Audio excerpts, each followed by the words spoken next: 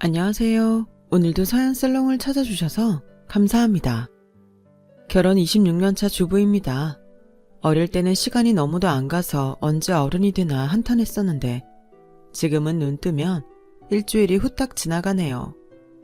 거울 앞에 서면 눈에 거슬리게 늘어나는 새치 탓에 나이 먹은 걸 실감하게 되는데요. 이런 제게 얼마 전 깜짝 놀랄 일이 일어났답니다. 제 인생에 있어서 기적이라고 해도 과언이 아닐 만한 일이라서 모처럼 사연을 보내게 되었습니다. 저는 편모스라에서 자랐어요. 친부의 얼굴은 기억조차 안 날 정도로 어릴 때부터 아빠 없이 자랐죠. 원래 없던 아빠라서 그리운 줄도 모르고 자랐네요. 그러다 국민학교에 들어가고 얼마 안 된 어느 날 제게도 아빠가 생겼지 뭐예요. 하루아침에 하늘에서 뚝 떨어진 것 같은 아빠의 존재에 어색하기만 했던 것도 잠시 새아빠와 금세 정이 들어버렸어요. 아빠의 정을 모르고 자란 저에게 새아빠는 무척이나 다정하셨거든요.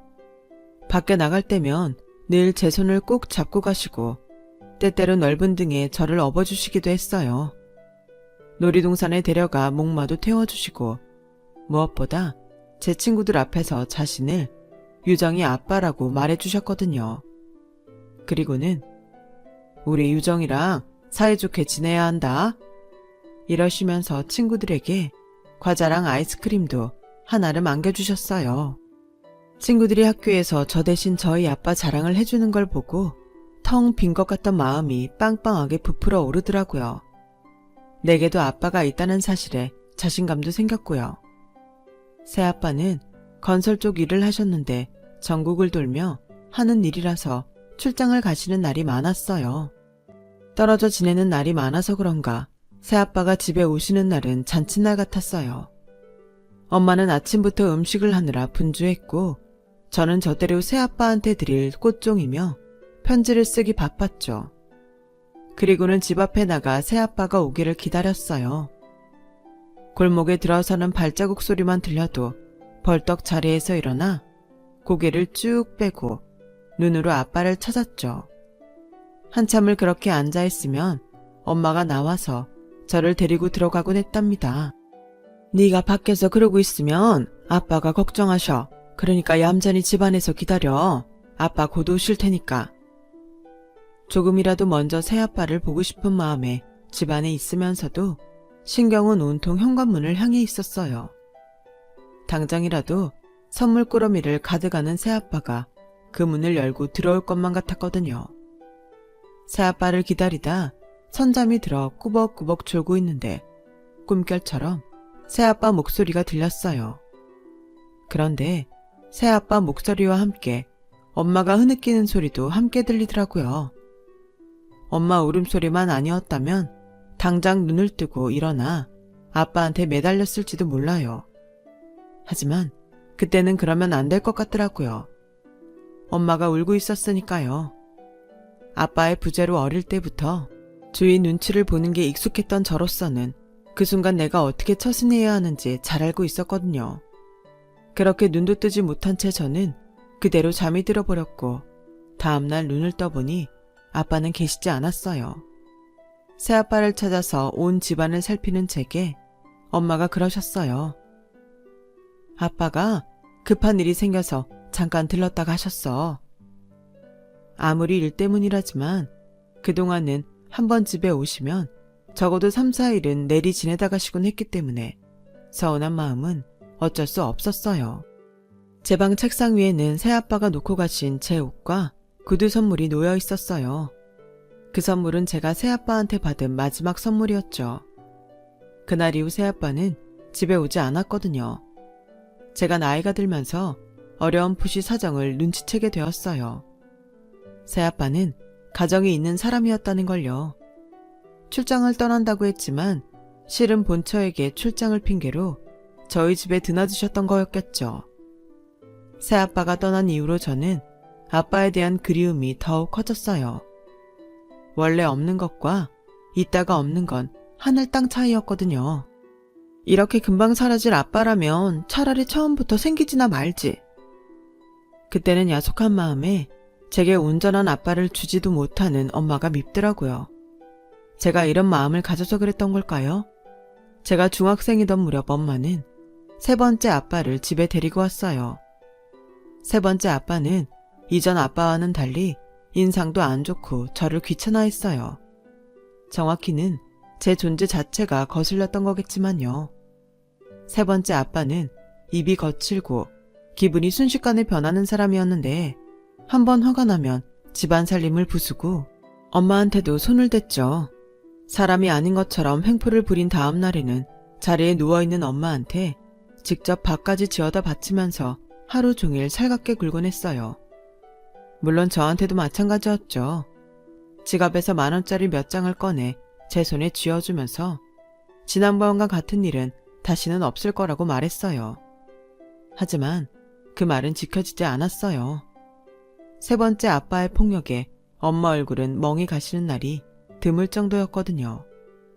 그렇게 지옥 같은 시간을 3년 넘게 보낸 우리 모녀는 험한 꼴을 당하며 그 생활을 청산했어요. 하루는 수업을 마치고 집에 왔더니 웬 우악스러운 아주머니 몇 명이 집안 살림을 부수고 저희 엄마 머리채를 잡고 있더라고요. 이년아, 남의 서방 꼬셔서 데리고 사니 좋았냐? 어디 할 짓이 없어서 서방질을 해. 꼴에 반반한 얼굴 가지고 남자 홀려서 사는 모양인데 이참에 내가 그 얼굴 확실히 밟아주마.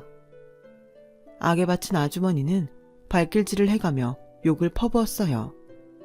책가방을 던지고 달려들어 엄마를 감싸 안고 나서야 아주머니는 발길질을 멈췄어요. 이미란 년이 잘하는 짓이다. 딸년 앞에서 이런 꼴도 당하고. 야, 너도 네 엄마 꼴 똑똑히 봐둬라. 남의 남편 탐내면 이렇게 되는 거야. 너도 조심해. 까딱했다간 너도 네 엄마처럼 된다. 우리 모녀가 부둥켜 안고 우는 꼴을 보고서야 아주머니들은 씩씩거리며 돌아갔어요. 집안 곳곳은 부서지고 널브러진 살림살이로 어지러웠어요. 그걸 보니 꼭 망가진 엄마와 제 인생 같더라고요. 그러자 더는 이렇게 못 살 것 같았어요. 엄마, 우리 이사 가자. 아무도 모르는 데로 이사 가서 엄마랑 나 둘이서만 살자고. 나 아빠 필요 없어. 그딴 거 트럭으로 갖다 줘도 싫다고. 굶고 살아도 좋으니까 더는 이렇게 살지 마. 엄마, 제발 부탁이야.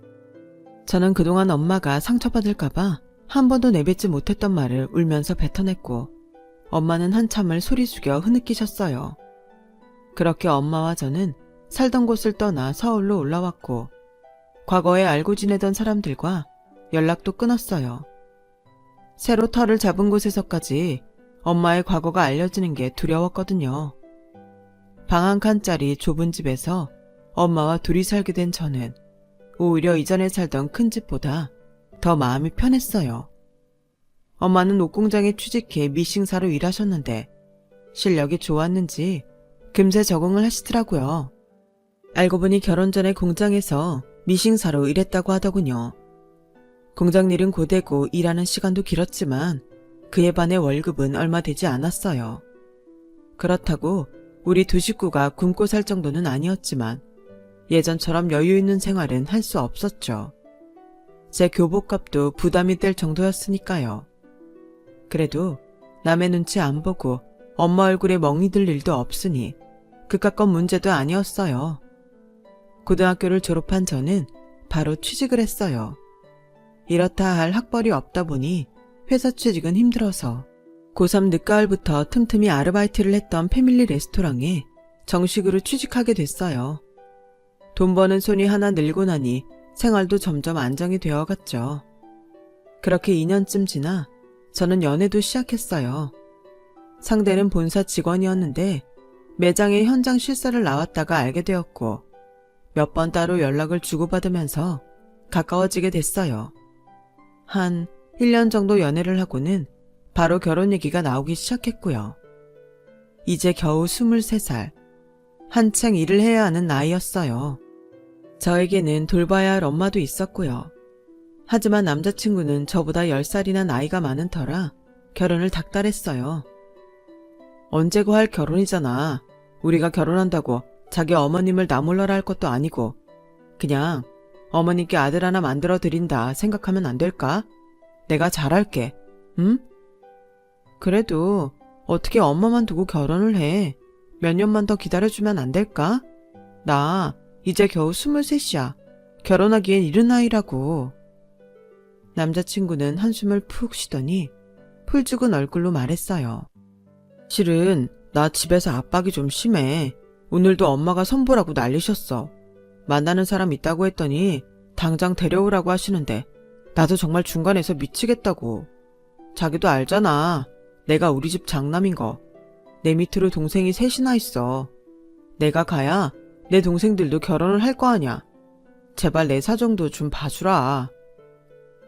각자의 사정 탓에 우리는 이러지도 저러지도 못하는 처지였어요. 그래서 심각하게 헤어져야 하나 고민을 하고 있었는데 뜻밖의 상황을 보게 된 거예요.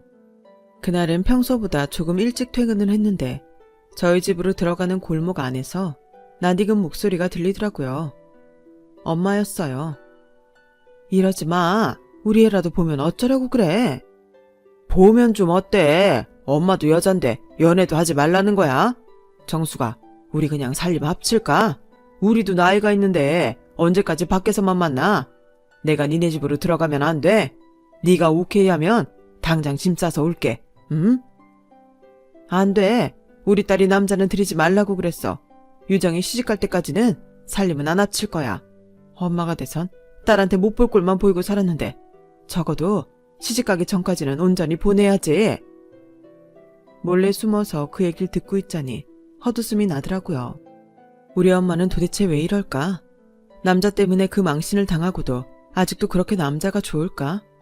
왜 스스로 인생을 망치려고 드는 건지 한심했어요. 엄마를 안고 놓아주지 않던 그 남자는 엄마가 일하는 옷공장 공장장으로 가정이 있는 남자였거든요. 그 집 아주머니와 엄마는 언니 동생하며 지내는 사이기도 했고요. 순간 예전에 우리 집에 쳐들어왔던 아줌마 말이 떠올랐어요. 너도 조심해. 까딱했다간 너도 네 엄마처럼 된다.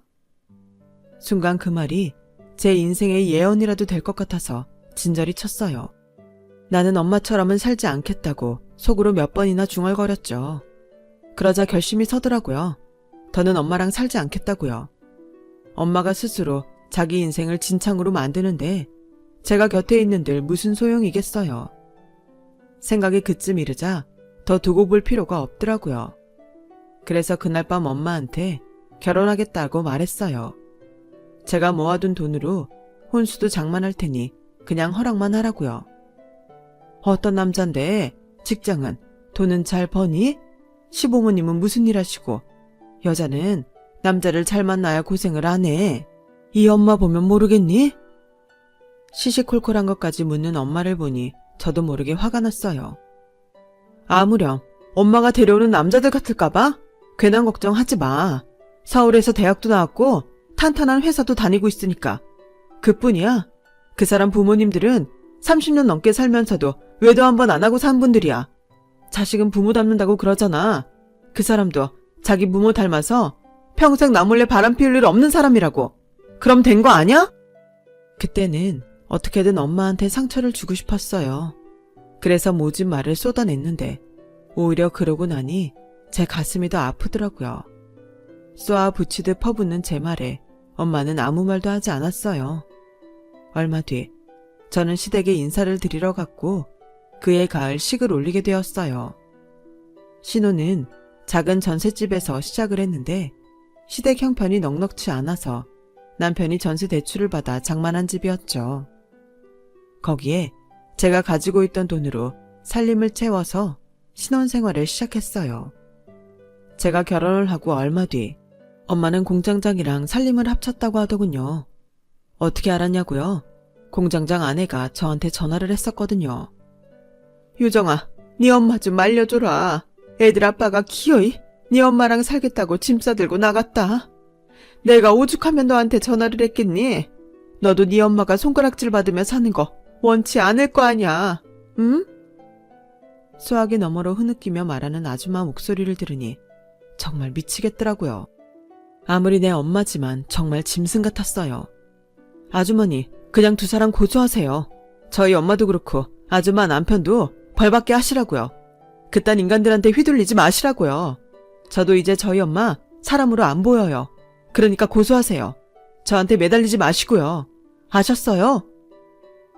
당신은 아직 간통죄가 폐지되기 전이라서 저는 아줌마한테 고소를 권유했어요. 인간이길 포기하는 인간한테는 말로 회유하기보다는 벌을 주는 게 맞을 것 같았거든요. 자신들이 벌이는 짓에 대한 창피함을 고스란히 받게 해야 한다고 말이죠. 결국 엄마는 간통죄로 고소를 당했어요. 그리고 그 사실은 저희 시댁에도 들어가게 되었죠. 그때부터였어요. 제가 시댁에서 고개를 숙이게 된 거는요. 이전까지 맏며느리 잘 들여왔다고 좋아하던 어머님은 마치 당신이 저희 엄마한테 남편을 뺏긴 사람처럼 제게 손톱을 세우시더라고요. 피는 못 속인다고? 너도 그러지 않는다고 어떻게 보장하니? 내가 그 생각을 하면 이 결혼 뜯어말리지 못한 게 천추의 한이 된다. 세상에 간통이라니? 아, 남사스러워라. 연좌제가 폐지됐다고는 해도 저희 시댁에선 엄연히 살아있는 율법 같았어요. 시댁에서 유일하게 제 손을 잡아주는 건 막내 시누이뿐이었어요. 제 남편과는 나이 차이가 많이 나서 아직 어린 터라 간통이 뭔지 몰라 그런 거였지만요. 결혼하고 이듬해 제가 아들을 낳자 어머님은 아이 얼굴을 샅샅이 살피시며 정말 당신 아들의 핏줄이 맞는지 확인하셨어요. 시동생은 남편과 저, 그리고 아이 혈액형까지 따져가며 자기 형 아들이 맞나 확인할 정도였죠. 정말 치욕적이었지만 이게 다 저희 엄마 딸로 태어난 죄라고 생각하고 참아 넘겼어요. 시간이 지나면 조금은 나아지지 않을까 하는 기대를 품으면서요. 만약 남편마저 자기 가족들처럼 저를 의심했다면 아이를 데리고 집을 뛰쳐나갔을지 몰라요. 하지만 다행히도 남편은 그런 사람이 아니었어요. 오히려 제가 지고 살아온 인생의 굴레를 나눠주려고 하는 사람이었죠. 내 가족들 앞에서 고개 숙일 거 없어. 당신은 내가 제일 잘 알아. 장모님처럼 살 사람이 아니라는 걸. 내가 고른 여잔데 내가 그걸 왜 모르겠어? 말뿐인 믿음일지는 모르지만 남편의 그 말에 많은 위로가 됐어요. 세상에서 유일하게 내게 쉴 그늘을 내어주는 사람이 날 믿는다면 그걸로 됐다 싶었거든요. 그 믿음으로 견뎌나갔어요. 그렇게 시간은 흘러 저희 아들이 중학교에 들어가던 무렵 막내 시누이가 집에 찾아왔어요. 대학 졸업을 앞둔 시누이는 어머님이랑 싸우고 집을 나왔다고 하더군요. 언니, 나 며칠만 여기서 지낼게요. 내가 아주 엄마 때문에 미치겠다니까요. 아가씨가 뭐 잘못한 게 있는 건 아니고요. 어머님이 괜히 그러시진 않을 거 아니에요. 언니, 언니까지 엄마 편 드는 거예요? 와, 믿는 도끼에 발등 찍히는 격이네. 그래도 난 우리 집에서 언니한테 제일 잘하는데 언니는 어쩜 이러냐? 정말 서운해요. 암튼 나 여기 있는 거 엄마한텐 비밀이에요. 무슨 일을 싸웠는지 말도 않고 시누이는 저희 집에서 3일을 지내다 갔어요. 그리고 한 달쯤 뒤 어머님이 전화를 하셨더라고요. 얘, 네가 가은이한테 여행 가라고 돈 줬다며? 네? 그게 무슨 말씀이세요? 저 그런 적 없는데요. 아니 이게 뭐가 아니야? 집으로도 네가 돈 줬다고 그러던데 속일 걸 속여야지. 너도 참 너다. 아무리 막대 먹은 부모 밑에서 자랐다지만 시누이가 남자랑 여행을 간다는데 그 돈을 대줘? 내가 이래서 널 싫어하는 거다. 어쩜 니네 친정엄마를 닮아서 성관념이 그리 희박해? 혹시 너도 우리 애 몰래 남자들이랑 밖으로 돌고 그러는 거 아니냐? 정말 억울해요 어머님. 저요 아가씨한테 돈 준 적도 없고 어머님 생각처럼 함부로 살지도 않아요. 정 못 믿으시겠으면 어머님 아들한테 물어보세요. 그리고 이제 제 친정엄마 얘기는 그만 좀 하시면 안 돼요? 저 그이랑 결혼해서 산 지 15년도 넘었어요. 그 긴 세월 동안 그만큼 하셨으면 됐잖아요. 언제까지 저한테 이러실 거냐고요. 서운한 어머님 말씀에 그동안 쌓였던 감정이 복받쳐 올랐어요. 전화를 끊고도 격해진 감정은 수그러들지 않았고 한참을 울고 나니 눈이 퉁퉁 부었더라고요. 세수를 하고 화장대 앞에 앉아 거울을 보는데 문득 한 달 전 시누이가 했던 말이 떠올랐어요. 언니, 결혼할 때 폐물 뭐 받았어요? 좋은 것 좀 받았어요? 한번 봐요. 보여줘요. 그땐 생각 없이 화장대 서랍에서 꺼내 보여주었는데 왠지 그 일이 꺼림칙하더라고요. 결혼 당시만 해도 저를 무척 예뻐하셨던 어머님은 없는 살림에 폐물은 제대로 해주고 싶으시다고 저를 데리고 종로에 있는 금은방에 데려가 직접 사주셨어요. 살림이 어려울 때마다 팔아서 쓸까 고민을 했었지만 유일한 어머님의 마음이다 생각하니 그러기 쉽지 않았어요. 그래서 폐물만큼은 간직하고 있었더랬죠. 어머님이 제게 야속하게 구실 때에도 폐물함을 열어보고 참곤 했을 정도로 제게는 특별한 거였어요. 혹시나 하는 마음에 서랍을 열어 폐물함을 열었는데 없는 거예요. 아무리 뒤져봐도 흔적조차 없었어요. 그래서 신우이한테 전화를 했더니 언니 미안. 나도 어쩔 수 없었어요. 엄마가 돈을 안 주는데 어떡해요? 나중에 내가 더 좋은 걸로 사줄 테니까 용서해 주세요. 아가씨, 아무리 그래도 그걸 팔면 어떡해요? 나한테 그게 어떤 건데? 내 폐물까지 팔아서 남자친구랑 여행을 갔던 신우이는 얼마 뒤 그 남자랑 헤어지고 이듬해 선을 봐서 결혼을 했어요. 재미교포였던 남자를 따라 결혼 후 미국에서 살게 된 신우이는 1년에 한두 번 정도 연락을 할까 말까 한 사이로 지내게 되었고요. 그런데 지난해 겨울 느닷없이 신우이가 집으로 찾아온 거예요. 오랜만에 본 신우이는 철없이 발랄하던 모습은 어디 가고 세상 다 산 사람처럼 축 처져서 왔더라고요. 어머 아가씨, 연락도 없이 웬일이에요? 언니, 나 좀 쉬고 싶어요. 저 여기 온 거 엄마한테는 말하지 마세요. 오빠한테도 그렇게 전해주시고요. 커다란 캐리어에 스티커며 택이 그대로 붙어있는 걸 봐서는 공항에서 바로 저희 집으로 온 것 같았어요. 분명 무슨 사연이 있는 것 같았지만 다 죽어가는 사람을 붙들고 물어볼 수는 없겠더라고요. 그래서 일단 잘자리를 봐주고 방문을 닫아주었죠. 남편한테도 신우이가 온 사실을 비밀로 하라고 말했고요. 다음날 남편이 출근을 하고 애도 학교에 보낸 뒤 조용히 신우이가 자는 방으로 갔어요. 밤새 얼마나 울었는지 눈이 퉁퉁 부어있더라고요. 신우이를 깨워서 평소 신우이가 좋아하던 미역국과 불고기로 상을 차려 주었더니 입맛이 없다고 하면서도 밥 한 그릇을 뚝딱 해치우더라고요. 그리고는 그제야 좀 살겠는지 여기에 온 이유를 말해주었어요. 그 사람한테 여자가 있더라고요. 결혼하고 몇 달 안 돼서 알았어요. 그런데 남편이 하도 빌고 다시는 안 그러겠다고 약속을 해서 눈 딱 감고 살았는데 얼마 전에 그 여자가 찾아왔더라고요. 그동안 남편이 두 집 살림을 해온 거 아냐고. 자기한테는 애도 둘이나 있다고요. 언니도 아시잖아요. 저 애가 안 생겨서 고생했던 거. 근데 내가 문제가 아니라 그 사람이 수술을 받았던 거더라고요. 언니, 나 이제 어떡해요? 저를 끌어안고 서럽게 우는 신우이를 보니 제 가슴이 다 무너지는 것 같더라고요. 비록 제 폐물까지 훔쳐갔던 철없는 신우이였지만 다른 시댁 식구들과 달리 제게는 늘 살갑게 굴었던 터라 정이 많이 들었거든요. 마치 제 친동생처럼 말이에요. 그런 신우이가 몹쓸 인간을 만나 고생한 걸 생각하니 억장이 무너지고 우라가 치밀었어요. 그리고 문득 오래전 제게 전화를 했던 엄마 내연남의 부인이 떠올랐어요. 그때 그분도 신우이와 같은 심정이었겠구나 생각하니 착잡하더라고요. 아가씨, 뭘 걱정해요. 아가씨는 아직 젊고 예쁜데 뭐하러 그런 시궁창에 빠져 살아요. 아가씨가 버리세요, 그런 인간. 버리고 그동안 아가씨가 속은 세월 돈으로 보상 받으세요. 그래서 보란듯이 펑펑 쓰고 사세요. 아가씨 남편 돈 많다면서요. 그 돈으로 편히 살라고요.